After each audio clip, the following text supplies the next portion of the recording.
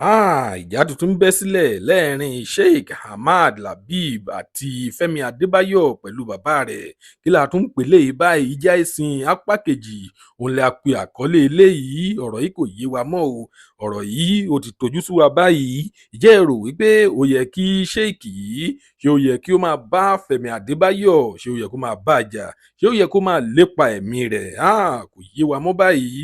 Ǹjẹ́ ẹ tún rò wípé ó yẹ kí bàbá Fẹ́mi Adébáyọ̀ tí orúkọ rẹ̀ ń jẹ́ Adébáyọ̀ Sàlámì, ǹjẹ́ ẹ rò wípé ó yẹ kí arákùnrin yìí kí ó ti interfere? Lóòótọ́ púpọ̀ lára àwọn èèyàn wọ́n ti ń sọ wípé bàbá Fẹ́mi Adébáyọ̀ ó ti lọ bẹ Sheikh yìí, ṣùgbọ́n a kò tíì fi ìdí òtítọ́ múlẹ̀. Lónìí, a ó máa sọ̀rọ̀ nípa Fẹ́mi Adébáyọ̀, Sheikh Ahmad àti Adébáyọ̀ Sàlámì tí ó jẹ́ bàbá Fẹ́mi Adébáyọ̀. Ìròyìn wọn la mú wá fún yín lénìí, bí Sheikh yìí bí ó ṣe ń lépa Fẹ́mi Adébáyọ̀. Lónìí, tí ó bá jẹ́ ìgbà àkọ́kọ́ tí ẹ ń wo fídíò wa nìyí, ẹ jọ̀wọ́ ẹ tẹ subscribe button láti máa rí púpọ̀ lára àwọn fídíò wa wò. Ojú tí ẹ fi ń wò wá kò ní fọ́, etí tí ẹ fi ń gbọ́ wá kò ní di láṣẹ Ìdùmarè. Ọpẹ́ Ọmọ Àjíbóyè lórúkọ tèmi. Ẹ kú déédéé wò yìí níbikíbi tẹ́ bá ti ń wò wá, nílé lóko lẹ́yìn odi.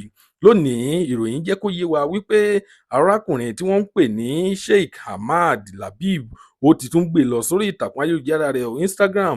Ó ní wípé ó ní Fẹ́mi Adébáyọ̀, ó ní kò yẹ kí arákùnrin náà kí ó pẹ̀lú wọn ṣe fíìmù tí wọ́n ti ń fi ìjáàbù tí wọ́n ti fi ń jalè o. Tí ẹlẹ́hàá tí ó ti ń jalè nínú fíìmù náà, ó ní kò yẹ kó pẹ̀lú wọn o, torí pé mùsùlùmí òdodo ni. Ó ní fún ìdí èyí, ó ní arákùnrin náà pé ó máa bá a fà á o, wípé kì í ṣe bẹ́ẹ̀ ni bàbá rẹ̀ ṣe ṣe tí ó fi wá di èèyàn ńlá tí gbogbo èèyàn fi mọ̀ lénìí. Kí ni ẹ rò pé ó yẹ kí arákùnrin yìí ṣe? Ṣé ẹ rò pé ó yẹ kí Fẹ́mi Adébáyọ̀ kó lọ túbá níwájú arákùnrin tí wọ́n ń pè ní Sheikh Ahmad Labeeb yìí, tàbí ó sí nǹkan míì tí ẹ lérò pé ó yẹ kó ṣe? Nǹkan tí ẹ bá lérò, ẹ tẹ̀ sí comment section ká lè sọ̀rọ̀ nípa rẹ̀. Lónìí, ìròyìn ní ṣókí tí a mú wá fún yín rèé. Tó bá jẹ́ ìgbà àkọ́kọ́ tí ẹ ń wo fídíò wa nìyí, ẹ jọ̀wọ́ ẹ tẹ subscribe button. Ire lójú gbogbo wa máa rè. Ó tún dọjọ́ mi ọjọ́ rè. Ó dìgbà.